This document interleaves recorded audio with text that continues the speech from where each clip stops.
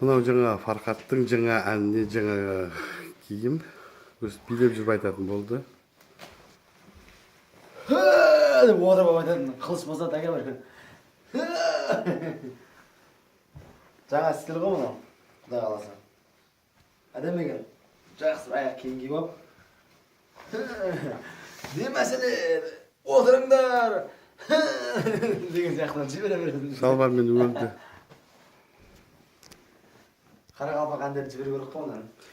Жалпы мына киіммен енді барлық тілде ән айта береміз ғой тәке, иә? Дұрыс па? Қазақша, өзбекше, қырғызша, қарақалпақша, түркше бәріне де кете беретін киім деп ойлаймын мен негізі өзім. Дұрыс па? Өзі народный киім бе? Қалай айтылады бұл киімдер? Солай ма?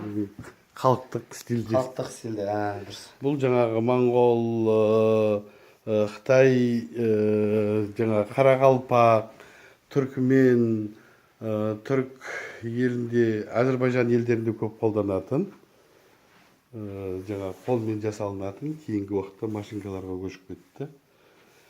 Таза барқытқа салынған. Мыналарды айтсаңшы, не деген мыналар? Сөйтіп айта бересің. Бұны киген екен, енді жалпы сахнада тыныш тұру мүмкін емес қой. Бұны киген екен, осы киімге жараса билеу керек та. Анау енді құдай қаласа телми стильдегі әнді. Бірақ енді Ташкент, Самарқандта жасатсақ деген планымыз бар, құдай қаласа. Құдай қаласа. Сол жақта бір клип ұрып келсек. Міне. Тәкен құрбол келмепті ағайындар. Маған бір талай киім ала келіпті Алматыдан. Тәке сізге көп-көп рахмет. Алла нұр жаусын.